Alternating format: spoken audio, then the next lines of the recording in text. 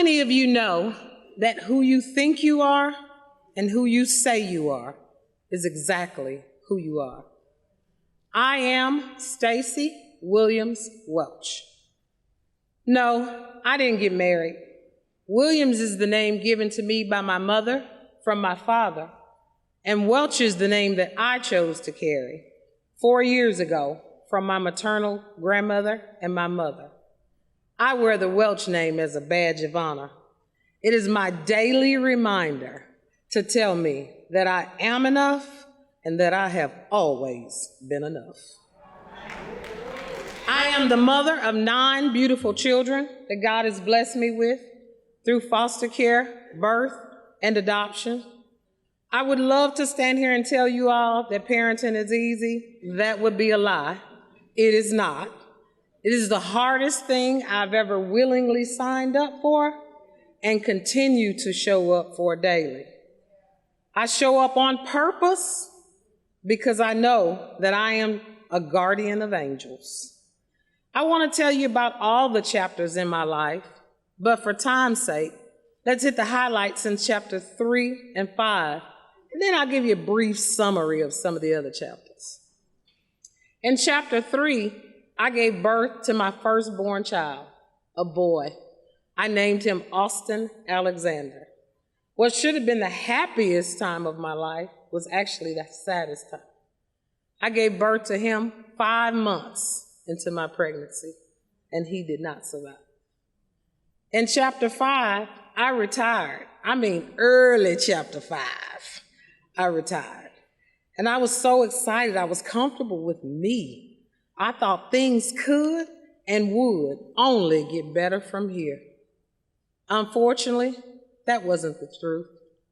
Partway through chapter 5, my foundation was shaken.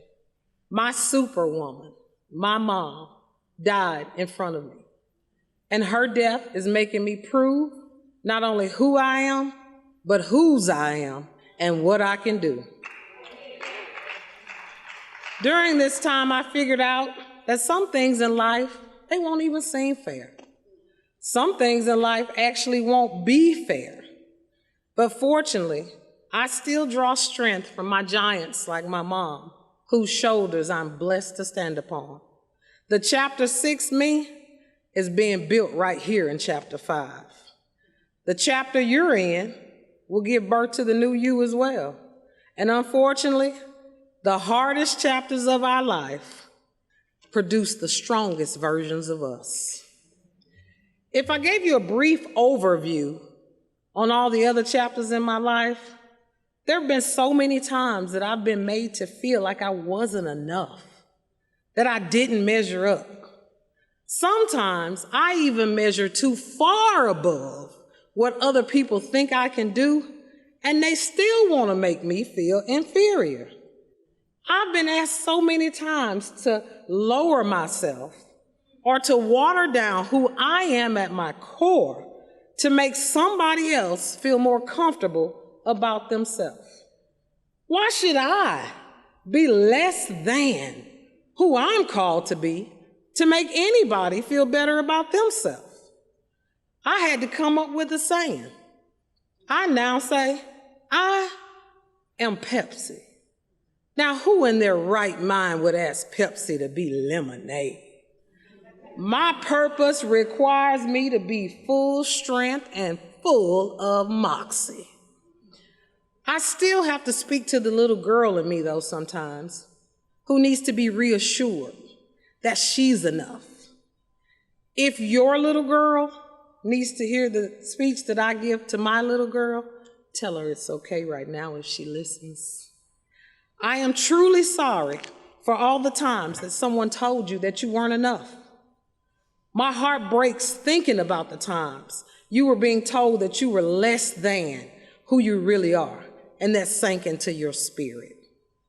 Oh, how I wish I had been there strong enough to tell you that your father, your teacher, your enemy, whoever told you or made you feel like you weren't enough, they lied. Did you hear me, Stacy? They lied.